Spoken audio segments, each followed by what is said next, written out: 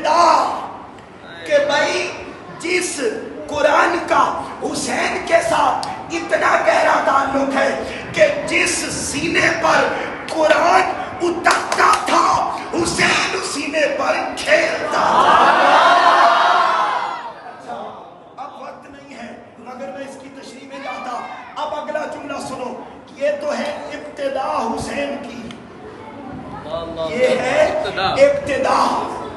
جب حسین پاک کی ظاہری حیات کا اختتام آیا نا تو جسم پڑا تھا کربلا میں، جسم پڑا تھا کربلا میں، سر حسین نیزے پر تھا، دمشق اور شام کی گلیوں میں سفر کر رہا تھا، جسم وہاں رہ گیا، سر انور نیزے پر، اور جہاں جہاں سے گزرتا جاتا قرآن کی تلاوت کرتا جاتا۔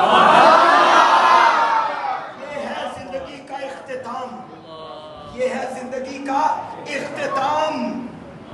اور جب آئے گی نا قیامت، جب آئے گی قیامت تو سنو، حوض کوثر پر ساقی کوثر محمد مصطفیٰ ہوں گے،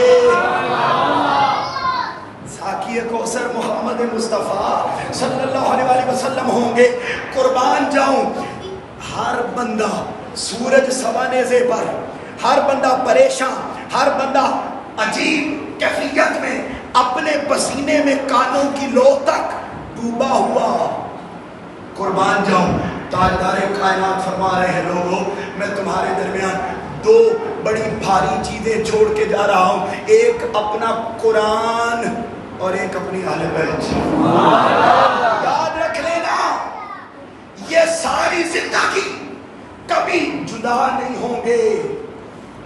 گلا میرا ڈسٹرب ہے، پچھلے 3-4 دن سے اٹک اسلام آباد اور مختلف علاقوں میں خطابات کا موقع ملتا رہا، بھی سفر جاری ہے۔ میں آپ تک پیغام پہنچانا چاہتا ہوں کہ آج کی بزم اس میں قرآن کا کیا تعلق؟ بھائی اس لیے قرآن کا تعلق ہے کہ حسین پیدا ہو تو قرآن ساتھ، حسین دنیا سے جائے تو قرآن ساتھ، اور حسین حوض کوثر پہ آئے گا